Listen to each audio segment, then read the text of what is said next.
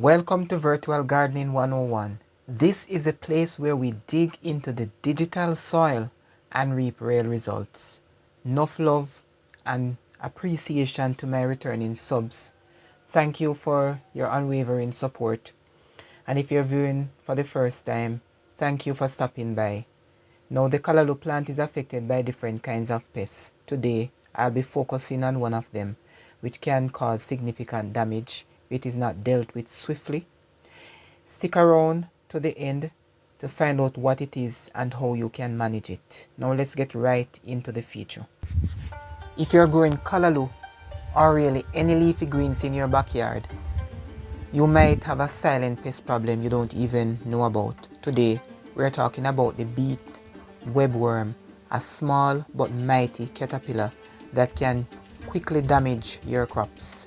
Meet Spoladea recurvalis, also known as the Hawaiian Beet Webworm.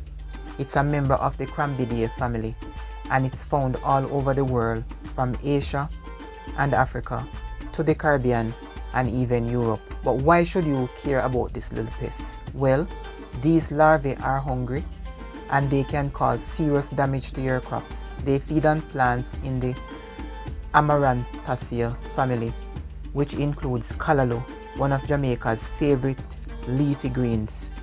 But they don't stop there. They also attack beans, spinach, eggplants, and even ornamentals like coxcomb. At first, the caterpillars only feed on the underside of the leaves, leaving behind these characteristic window marks. But as they grow, they start to create a real mess. They'll roll up the leaves, forming little tubes with silken threads, and then they continue to munch away. How do you spot this pest? Well, you're going to look for the web leaves and check for the caterpillars inside.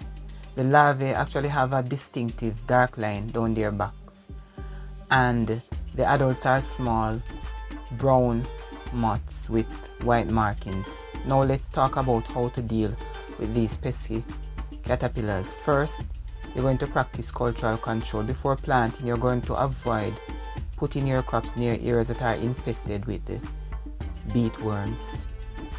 During growth, you're going to remove any plant that comes up that could possibly be a source of food for them as well.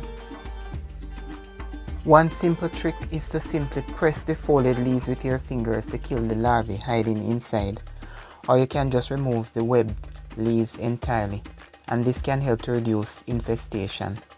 For more serious infestations, you may need to apply some form of natural sprays like neem oil spray.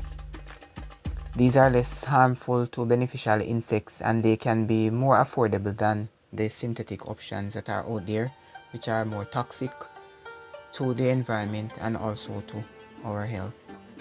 You can also consider using Bt or Bacillus thuringiensis, and this is a natural bacterium that targets caterpillar.